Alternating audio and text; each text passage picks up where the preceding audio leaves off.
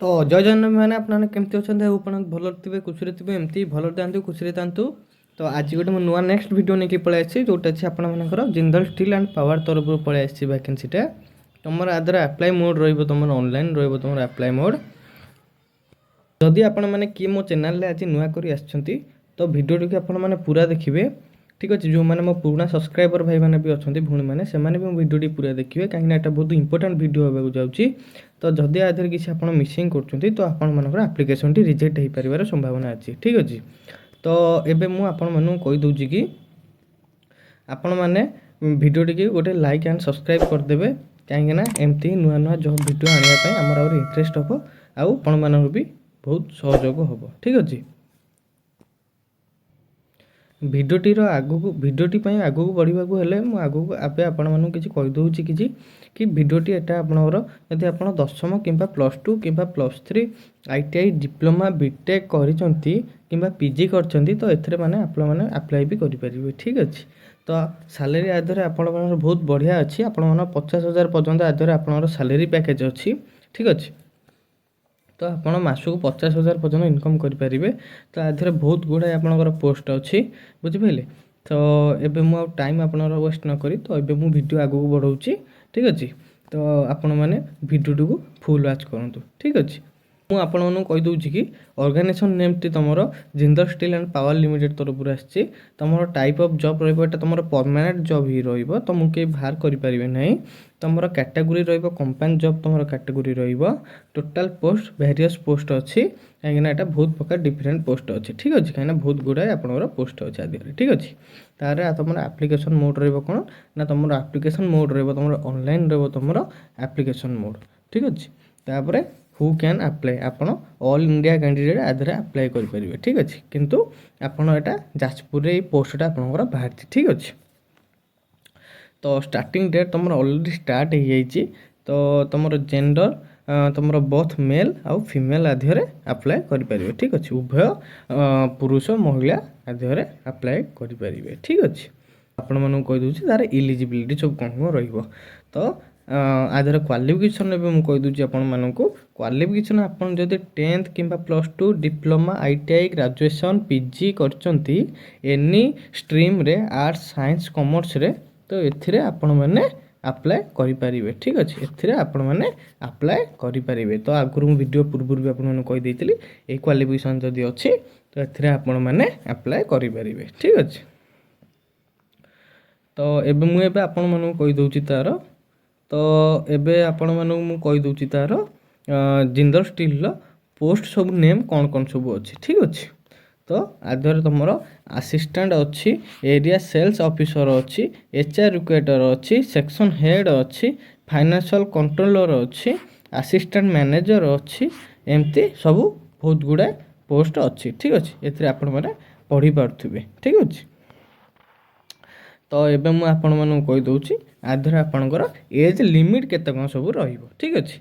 तो एथिरे आपण एज लिमिट रहिबो तुम एथिरे तुम एज लिमिट रहिबो मिनिमम रहिबो 18 वर्ष मैक्सिमम रहिबो 40 वर्ष ठीक अच्छे। आपन जदि 18 वर्ष रु कम होइचंती एथिरे आपण माने अप्लाई करि परिबे नाही।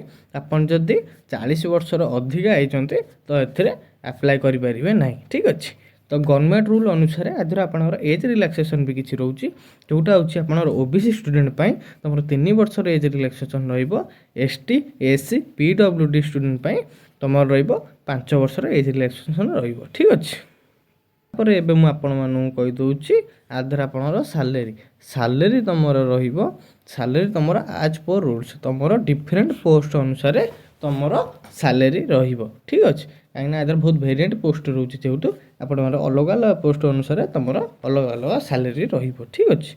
तापर तुम आधार सिलेक्शन प्रोसेस तुम इंटरव्यू माध्यम तुम सिलेक्शन हम ठीक अच्छे।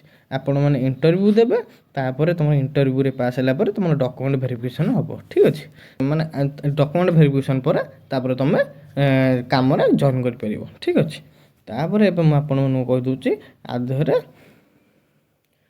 एबे आपण मानू कहि दउची आधार आपणकर एप्लिकेशन फीस तुमर पूरा मागणा सबू कैंडिडेट एप्लिकेशन फीस मागणा ठीक अच्छे। General free EWS free OBC free for female candidate free for SC ST candidate free समस्त ए फीस पूरा मागणा टंकाटे भी आप देवे ना ठीक अच्छे।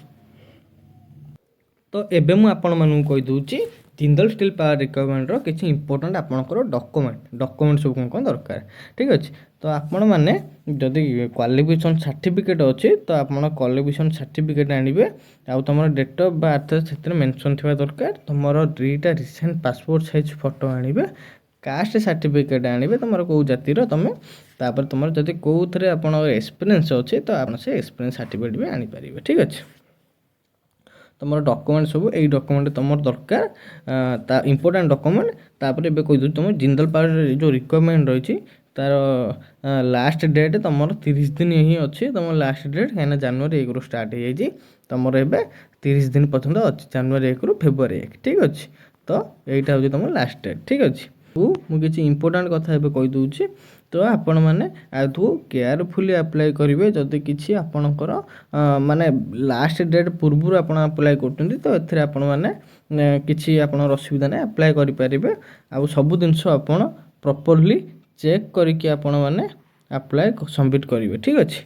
तो जदि आप किसी भूलभाल आधार अप्लाई कर कि आप आप्लिकेसन टी रिजेक्ट होबार संभावना अच्छे ठीक अच्छे। आप आप्लिकेसन टी रिजेक्ट होबार संभावना अच्छे ठीक अच्छे। तो भाई मैंने आपण मानू तो मुझे सब यार सब डिटेल्स आपको जनईली जदि आप मनर किसी आपर डाउट अच्छी तो मत कमेंट मध्यम मैंने मत पचारि पारे मुझे रिप्लाई निश्चित देवी। तापर कहीदे आप अप्लाई केमती कर अप्लाई आपणकर अप्लाई लिंक मुझे देती मो डिस्क्रिप्शन में तो आपण मैंने जाकि जल्दी जल्दी तादर अप्लाई करदेवे। अप्लाई कला बेले आप फिल्टर ऑप्शन आसो गोटे फिल्टर ऑप्शन आप जाजपुर सिलेक्ट करेंगे जोटा लोकेशन टी तो मुझे जो सब पोस्ट देखली से पोस्ट सब आप फिल्टर आप लोकेशन नहीं जाजपुर आप पलि आसो ठीक अच्छे। तो तापर आपण मैंने अप्लाई करेंगे। तो आपण मैंने जब चाहूँगी मुझे आपन गोटे अप्लाई केमती होउची तार जब गोटे वीडियो नहीं आसबि संपूर्ण तो वीडियोटी की जदि आपण मैंने कमेंट करदेवे कि आपण मान जदि 100 लाइक आउ 50 कमेंट जदि आपण मैंने करेंगे तो मुझे गोटे अप्लाई प्रोसेस आपण मानक नहीं आसबि ठीक अच्छे। आपण मैंने केमती आधार अप्लाई करेंगे फुल प्रोसेस वीडियो गोटे नहीं आसबि ठीक अच्छे। तो आउ तो किसी डिटेल्स ना सब डिटेल्स आपण मानक जनईदेली एति कही रखुची पुणी देखा नुआ नेक्स्ट वीडियो रे। जय जगन्नाथ।